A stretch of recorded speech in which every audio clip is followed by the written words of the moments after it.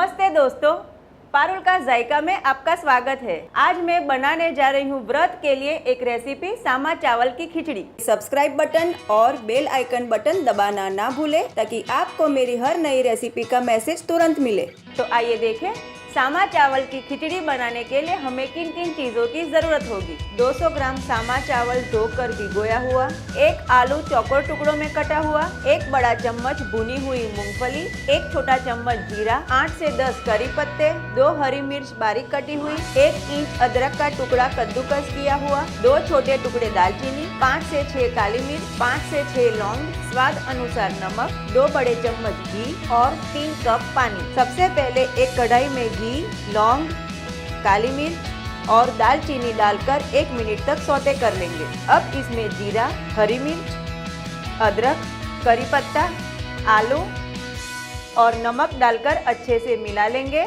और इसे ढककर तब तक पकाएंगे जब तक आलू अच्छे से पक जाए। अब इसमें मूंगफली और पानी डालकर उबलने देते हैं। अब इसमें सामा चावल डाल देते हैं और इसे ढककर धीमी आंच पर 10 से 15 मिनट तक पकने देंगे। हेल्दी फराली सामा चावल खिचड़ी परोसने के लिए तैयार है। अगर आपको मेरी ये रेसिपी पसंद आती है तो प्लीज़ ये साइड पे सब्सक्राइब बटन क्लिक करें और ये साइड मेरी और रेसिपीज देखने के लिए क्लिक करें। मैं जल्द ही नई रेसिपीज के साथ लौटूंगी। तब तक अपना ध्यान रखें और स्वस्थ रहें।